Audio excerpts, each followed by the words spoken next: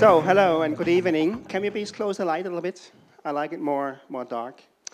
Well, how to start? Well, I don't know if you are aware that we have around 5,600 languages, and I'm sure that we have 10,000 of dialect, and at least we have hundreds of different English, let's say, dialects or English ways, I think, to speak.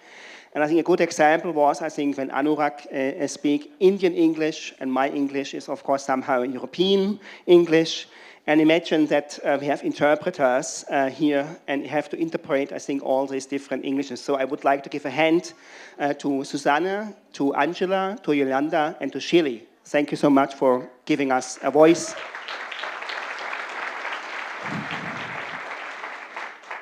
Secondly, I think it is important to know that we have 5,600 sign language either, so I think same for you.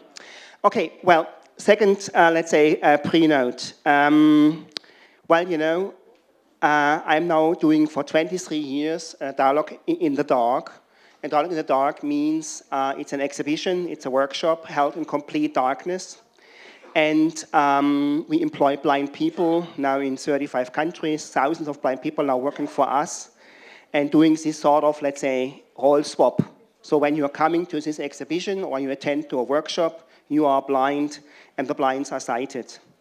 And I think you can easily imagine that this is how to say not a bestseller. You know, who wants to buy darkness, 1 kilo, 2 kilo in chopped or in pieces? And who wants to employ blind people? Nobody. And I think it's all the time interesting, you know, I think, and this is what I'll share with you, how this idea came up and what helped me in a certain way to survive. The third, let's say, pre-note is about, let's say, the lifeline. And this we have all in common. You know, for a long, long time, our life seems to be so puzzled, seems to be so fragmented. We do a lot of different attempts. We try different ways. We made some trial and error. And we heard wonderful stories from Anurag about his, let's say, crisis and how he managed, how he came up to become a filmmaker. And I think in a moment, when you look back, everything has a very, very certain consequence, especially when you do somehow special things. In a moment, and maybe we can discuss later, we have all, it's like a chain, it's a consequence. And I would like to share my little life journey, how I, let's say, grew up, how I could develop myself now to be for 23 years in the dark business. I'm the world market leader in dark business, and how I could, let's say, develop and stay alive with Dialogue in the Dark. First story, I had a pain. Well, you know, when I was thinking about, okay, what I'm doing, why I'm doing, and how I could survive with it, I asked myself, and I say, moved back until I was maybe 9 or 10 years old. And I grew up in a middle-class family in Germany, and we had, well, one of the boys were, well, mentally disordered. In these days, it was just simply a fool. And every time when this guy with Down syndrome came up, all the boys came and beat him and kicked him, and he was somehow the one who everybody makes fun out of it. And when we're standing in the circle, and I observed, I felt really, really pain for him. I felt really sorry, and I was asking myself why I'm not standing up and say, hey guys, stop and don't beat the fool.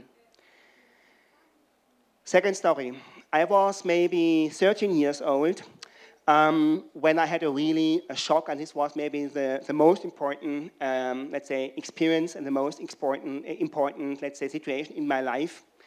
When I was 13 years old, I watched a documentary about Second World War. And you know, all these pictures, the Germans bombed, I don't know, Paris or Warsaw or Kiev or whatever. And I was, you know, I had glossy eyes. I was so fascinated by these German soldiers, good looking, marching, blah, blah, blah, and they conquered the world, so to say. And then, in a moment, there was a sequence on TV when you see suddenly Jewish people and how they were deported to the camps, and we all know what happens there. And in a moment, I stood up and said to my mother, who was sitting behind me, and they are the guilty ones. Why we, the Germans, lost the war. I was completely sure that the Jews are the guilty ones why the Germany lost Second World War. My mother in this moment started crying, and I said, hey, what's on? Do you have any pity with the Jews? I don't understand. What's up with the Jews? And she told me, listen, I have to tell you a story. Part of our family is Jew, and part of our family were Nazis. And really very, very, let's say, strong supporters of the Nazi regime. And you can imagine what happened with the Jewish wing. They were deported, and they were gassed, and they are not anymore existing. And you know, in these days, when I was 13 years old, I was quite, how to say, proud to be German. I had a huge army with plastic tanks and plastic aircraft and plastic soldiers. And I was really, really, how to say, very, very keen and attracted by all this military stuff. And the next day, I painted all my tanks and my warships and my aircrafts white and put a red cross on it. This was maybe the first demobilization initiative with plastic toys. But this was a turning point in my life, and I was 13 years old. And from 13 to 30, 17 years, I was exclusively focused to understand what leads people to turn from the good to the evil, what is the, let's say, the methodology, how it could happen that in wartime 6 million people were killed in an industrial way. It's not a German phenomenon. Germans were just very, very, let's say, eager and technology advanced, that they succeeded in a certain way to gas people in such an unbelievable way. So I was absolutely focused on it, and I tried really to understand what happens and how it could happen. This was my leitmotif, so to say. Third story, I was embarrassed. When I finished my studies, I started working for a radio station to work in the documentation, and I made some emissions on the radio. And one day I was asked by my director if I can imagine a work training for a journalist who lost his sight by an accident. And I said, oh my goodness, 28 years old, car accident, bum, blind, this is not funny, bad luck, how he could, let's say, have fun, how he could stay alive. If I would be in a situation, a car accident, and would be blind, maybe I would kill myself, maybe I would commit suicide, because I could not imagine that this life is valuable. But okay, I went up and I visited him. Matthias was his name, or is his name, and I visited him. And I was ringing the bell, and then suddenly a tall, good-looking guy opened, and I said, sorry about that, I'm looking for Matthias, the blind. I said, hey, I'm the blind. I said, what, you are blind, but you don't look blind. First question, how does a blind has to look like? Okay, it was my first, let's say, how to say, a little embarrassing situation. Okay, we entered to his apartment, and the base, he had a living room in the basement, so he walked down the stairs. I said, hey, sorry, take care. There are stairs. I said, I know, I'm here, I live here, so I know that the stairs are coming. Okay, we sat down, he poured some coffee. I said, oh my goodness, now this will be a disaster because the coffee will be over. He started smoking, the house didn't burn down.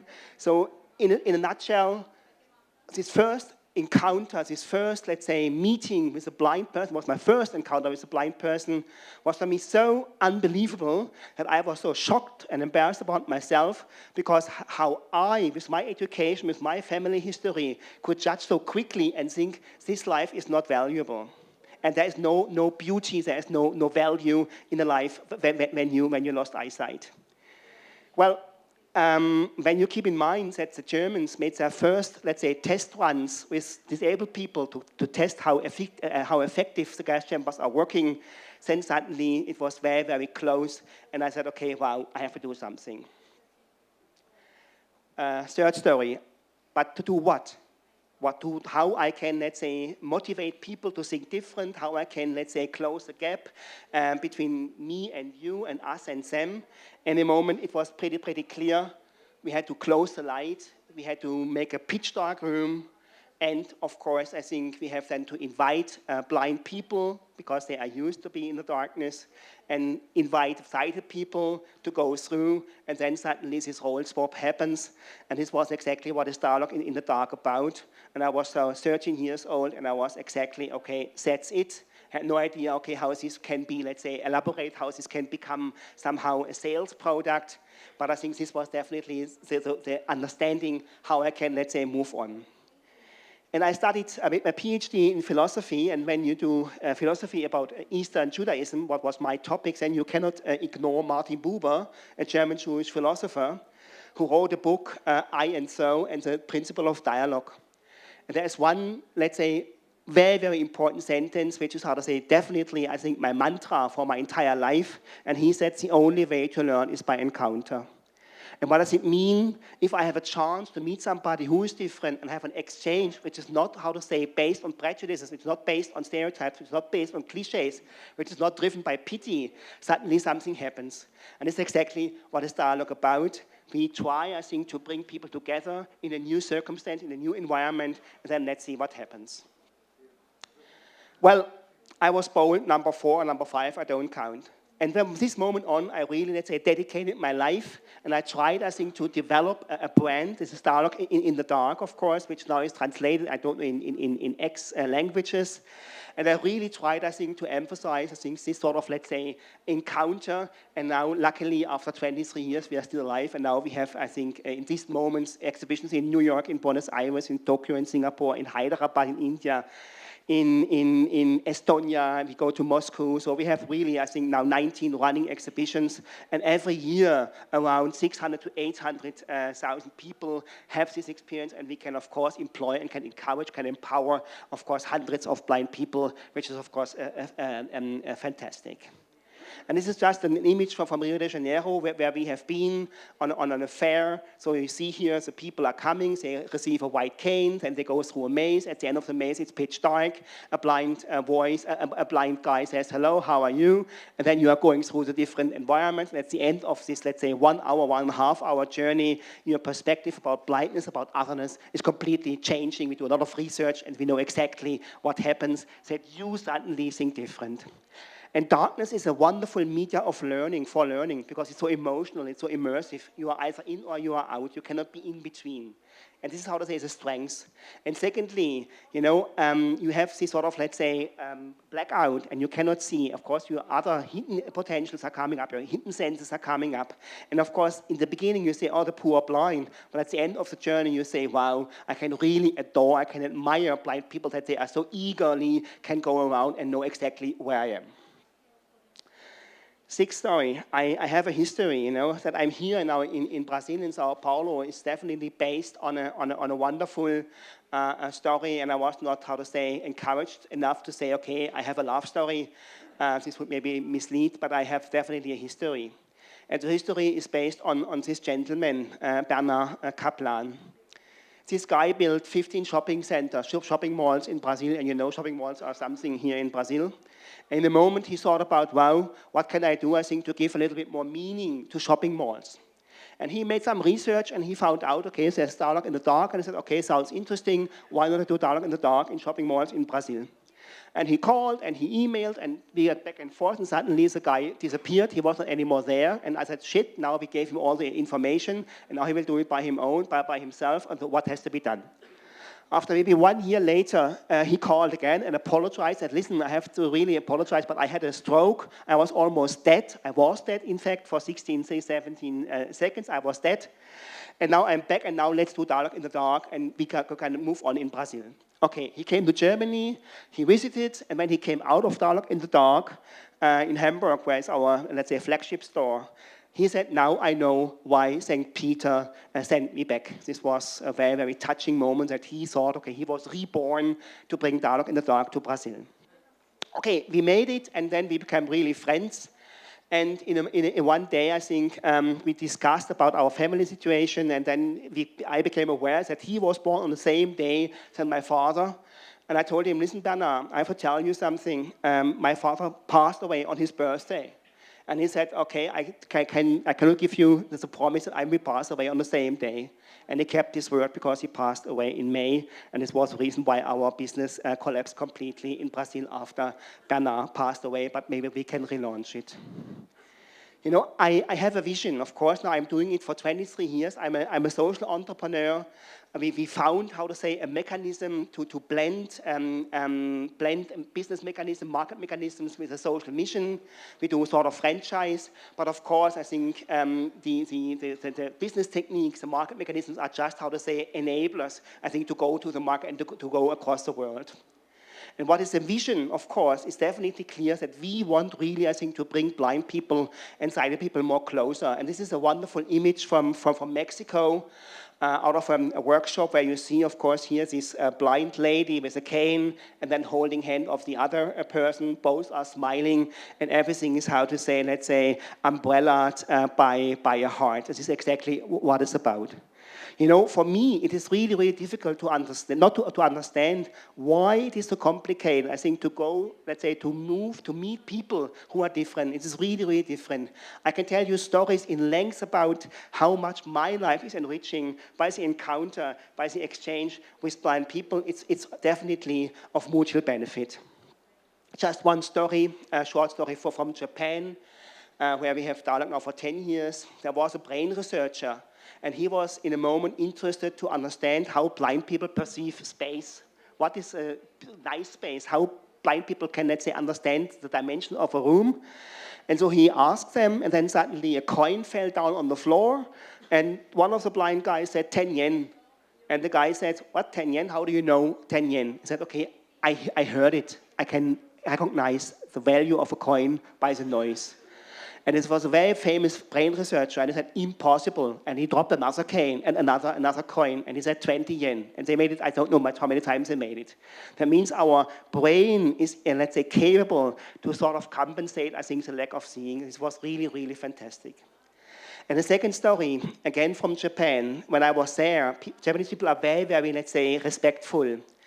I was introduced to the team of the new team members of the Japanese team, and there was one young blind lady, looked very, very weak, and she was all the time, let's say, pushed to talk to me, but she could not speak English, so I had a translator.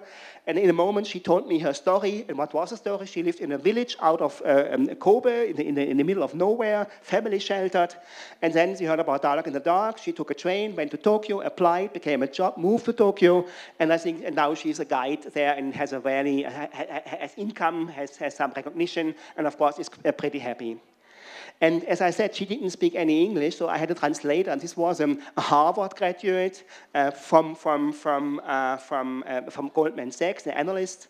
And she was later on, she was telling me, listen, asking me what the hell I'm afraid about. You know, when I see this girl, this is exactly what it is. You know, when I talk about my vision, I think here we have the three capital letters, TED. TED stands for technology, education, and design. But my vision is, I think, to convert TED, I think, to tolerance, empathy, and of course, dialogue. Thank you very much. Thank you, Andreas.